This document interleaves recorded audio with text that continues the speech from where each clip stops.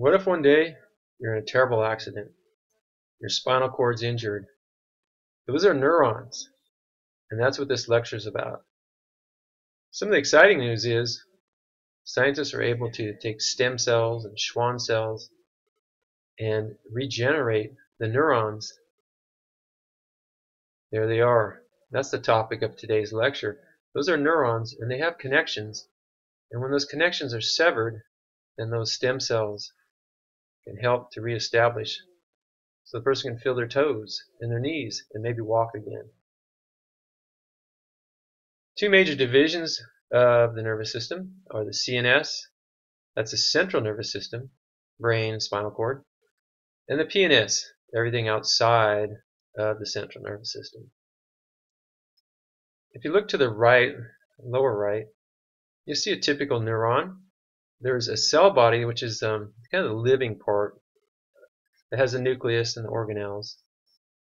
Around it are the dendrites that receive signals. So dendro, think of tree branches. Then the tail is called the axon. It's going to conduct nervous impulses onward to the next neuron or whatever the target tissue is.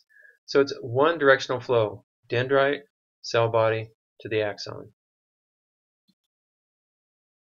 Different types of neurons. Some are called sensory neurons, and they're going to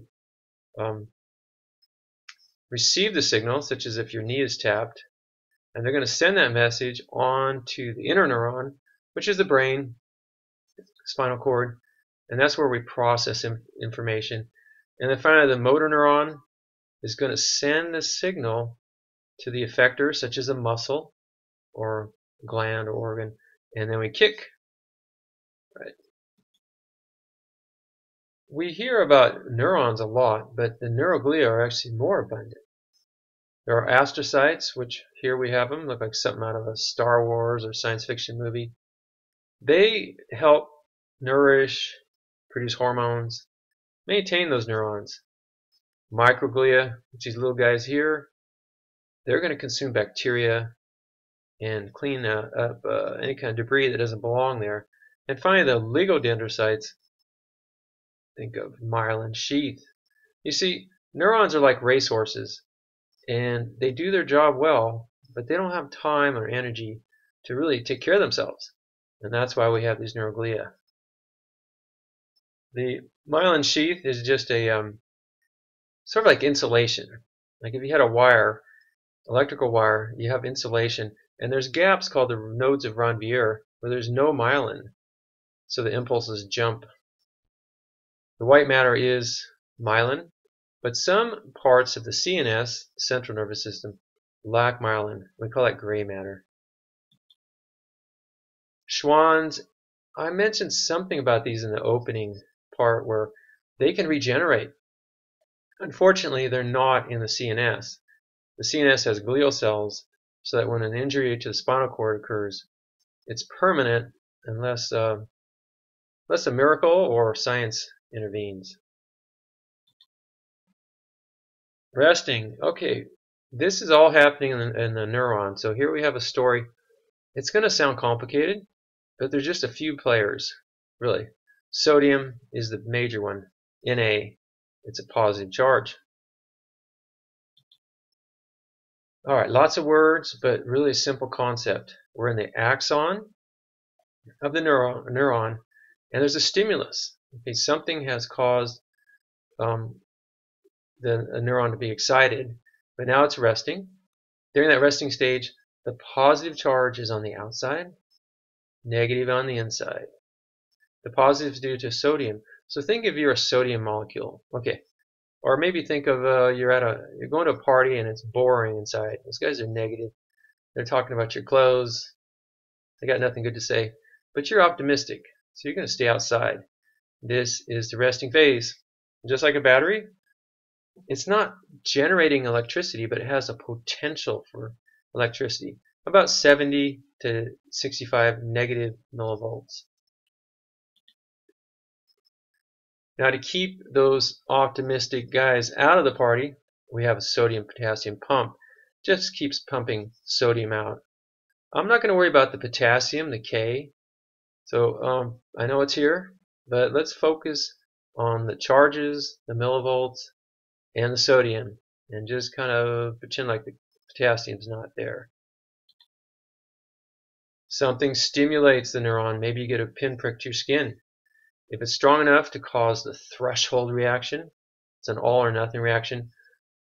And now suddenly the sodium channels or gates are going to open up, and the optimistic people get to go inside. And we're going to kick those negative people out into the cold. This is called depolarization because we have opposite charges. Before we had the negative one inside, now the positive inside.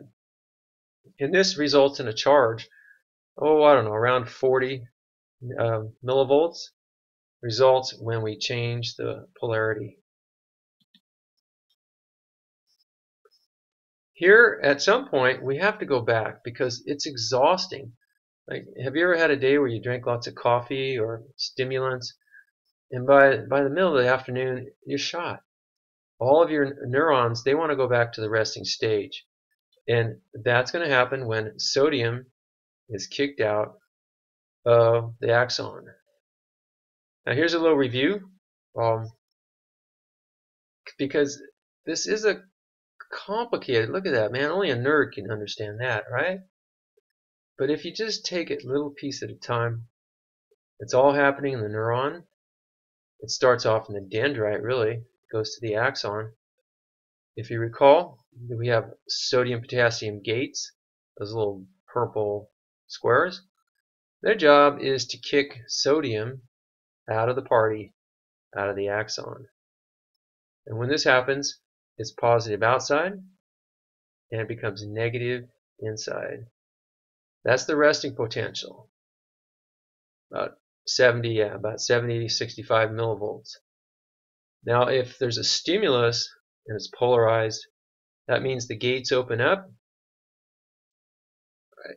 And this happens when the dendrites receive an impulse, and it goes down to the cell body, and it's one directional, so then it moves to the axon. And the axon's where all this busy work happens, because we want to move the positive, okay, the optimistic people, we're going to let them into the party, the little green guys, and that's going to change the polarity. It's depolarized, we say. So on a chart, you can see the millivolts are going to ramp on up, up to around 40, somewhere around there. And at some point, though, as I said, it's exhausting. It's like putting the gas pedal all the way to the floor. At some point, the neuron is going to get exhausted. We have to repolarize. So we're going to go back to the resting stage, kick the sodium out, and there we have it. Down, down, back into the resting cycle. Okay. Be patient with that. You'll get it. Gray matter, I mentioned, no myelin. White matter has the myelin, and we have saltatory conduction. So the impulses sort of jump from one node of Ranvier to the next, and they kind of bypass that myelinated tissue. Neurotransmissions, well, we go from electrical impulses, and it's just like an electrical wire. You can't just have a naked wire because all electricity is going to go everywhere.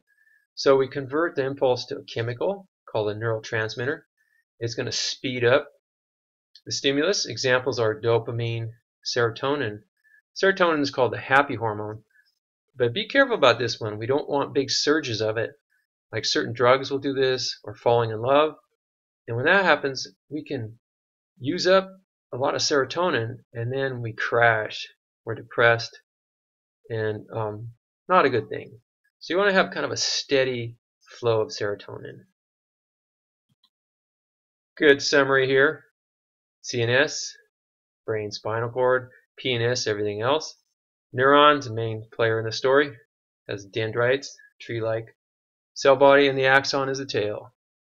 Neuroglia, they take care of the racehorses, right? There's astrocytes that are going to nourish.